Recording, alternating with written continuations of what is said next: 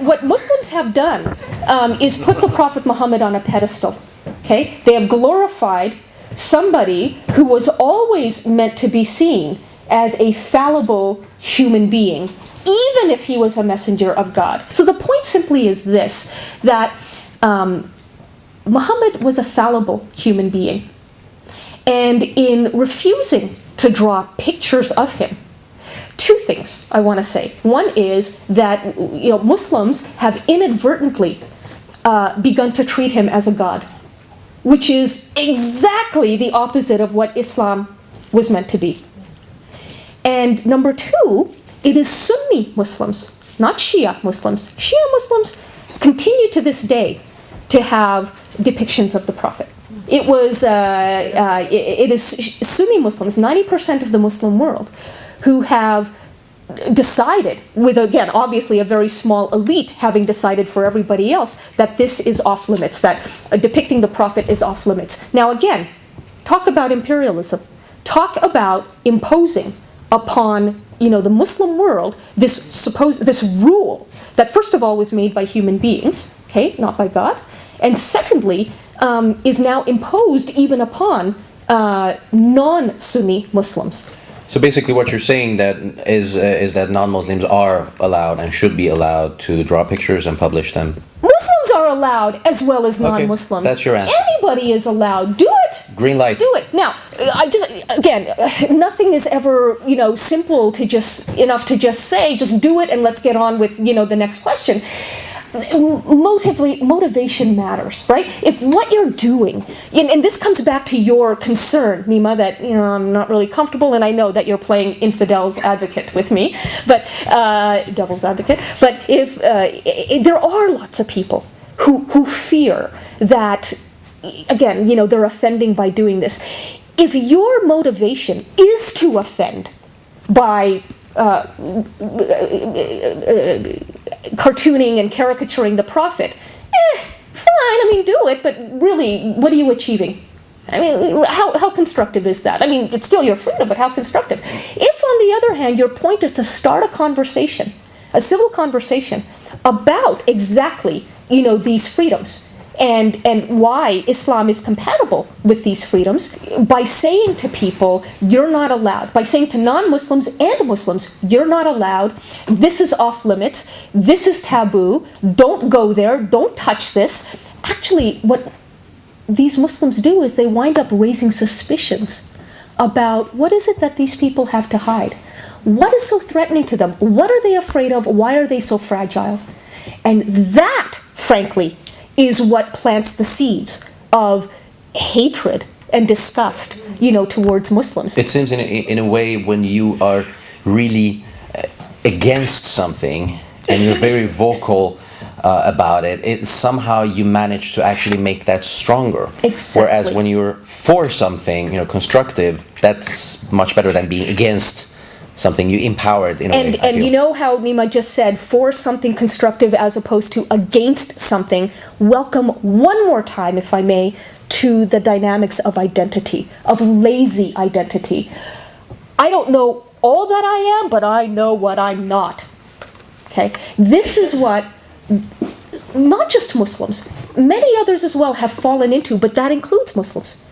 And I will add, moderate Muslims. There's very little that is moderate about Muslims who call themselves that, And so, please, challenge that. Ask questions with civility, to be sure. The religion Islam is not only a faith question, we said, also an idea of how to organize a society. How can you divide faith from the political issue? And when we speak of a political Islam, that's when we get problems. Mm-hmm. We don't have problems with people believing in this and that. Yeah. No. What do we do about it? Yeah. Well, what can we do about it? Again, it's one of those questions to which there is not a simple answer. If there was, it would have been done, right? But I think you're absolutely right about the need to again call out, identify where faith is being politicized. And, my own interpretation that suffuses Allah, liberty, and love is all about making it a personal relationship with God, which, again, Islam was meant to be. All right? And over the centuries, these traditions, so-called, have calcified, have been allowed to calcify into traditionalism, which traditions can change, but traditionalism never can. Yeah. So I would argue that the approach, if you want to be effective and not just confrontational, I know it's very tempting to be confrontational, and believe me, I get that. I was that several years ago and have managed to work my way through. I think the approach, you still going to piss people off. So you'll always be accused of being confrontational simply for speaking your truth. But to be constructive, I think, is also to bring the faith element in and make that distinction for Muslims, that there is a difference between faith and dogma. And once again, faith is secure enough to handle questions. Faith never needs to be threatened by questions. Dogma, on the other hand, always threatened by questions, because dogma, by definition, is rigid and brittle, and therefore deserves to be threatened by questions. Okay, next question.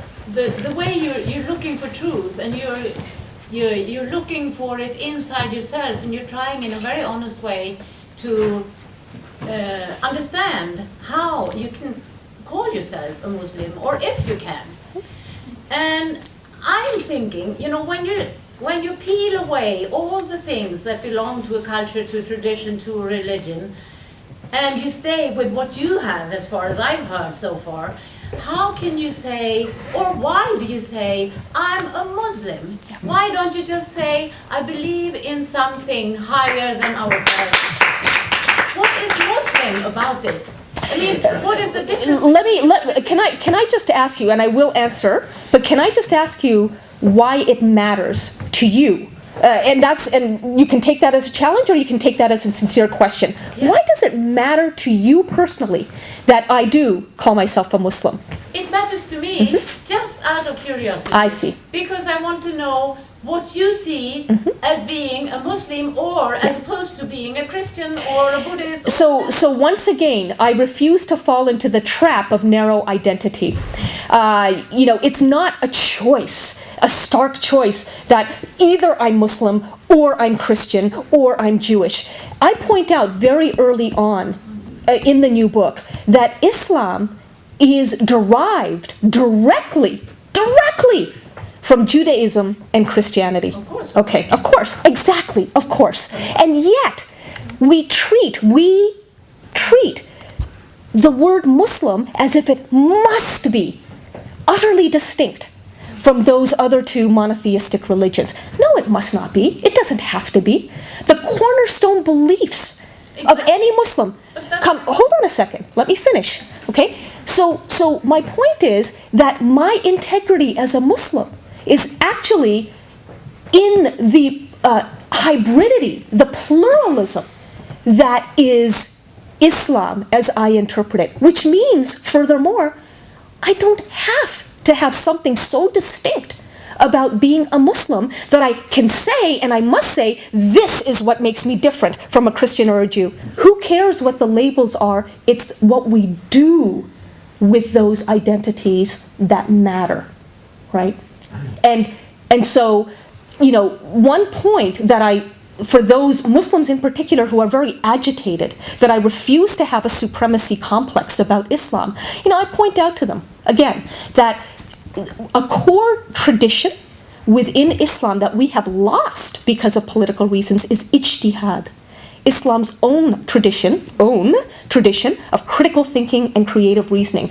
The beauty of ijtihad is that by exercising it, it compels us to constantly be adjusting and adapting our beliefs as Muslims to modern circumstances. Does that stop me from being a Muslim? Not at all. It means that I take something that I have seen as valuable within Islamic tradition and invoke it to show that ultimately we don't have to draw these lines of segregation between Muslims, Christians, and Jews. To me, that's just a very pragmatic, practical, and for me, inspiring way of practicing Islam. The gentleman in blue, please. I would like to reconnect to the question about identity. And I know you hate the identity politics, and I agree as well. Hate them. But everybody does it. And Yes, you know, you're right. This is the way, and we have two choices: ride the wave or try to stop it. Politicians, there are, again, you've heard this a million times, there are no friends with politicians. They're not going to stand by you when the going gets tough. They have purely short-term interests. Purely short-term, which is to be re-elected. Okay, so there's not much moral courage that can be expected from them. I'm sorry to say, but that is the case. I'm not interested in wasting my breath and my energy seeking the approval of these people. Okay, what I'm interested in doing is wasting my breath and energy showing that there is a longer-term humane future that is possible for Islam, and I don't need the politicians to do that. My approach, if you will, is to it's had to evolve. You know, the trouble with Islam today was infused by raw anger.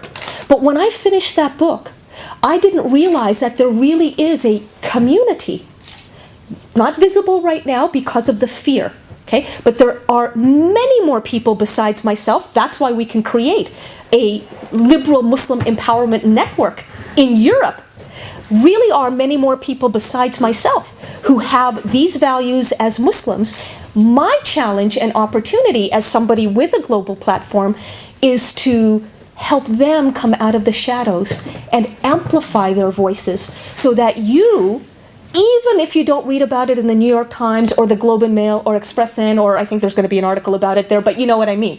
Even if you're not reading about it in the daily newspapers, that doesn't mean it's not there, and it doesn't mean it's not happening. Nice Muslims, pluralistic Muslims cannot compete with the sensationalism of a bombing and a beheading. Okay? We just can't. Nor should we have to. Those stories, the bombings and the beheadings, should be covered. They do deserve airtime. But I'm just asking you as an informed citizen to recognize that just because you're pelted with this image doesn't mean that that's all there is to the reality. Forget even the theory. Who gives a shit about theory? The reality of what is going on within Islam. And if I may say, again, Allah, liberty, and love will show you how I know I'm not alone. The conversations that I've had with young Muslims around the world who have said to me, we're on this journey with you, Irshad, but now show us how. Not just why we should stick our necks out, show us how. How do I deal with the accusation that I will be dishonoring my family when I speak my truth to them? How do I cope with the backlash that I'll be getting from my elders just as you are getting from yours? How? The very fact that I'm being asked how and not why anymore is, for me, a huge step in the right direction. Okay? There was a question. I'm getting old, sir, so I'm going to have to just remind me very briefly what your question was. Security. Security.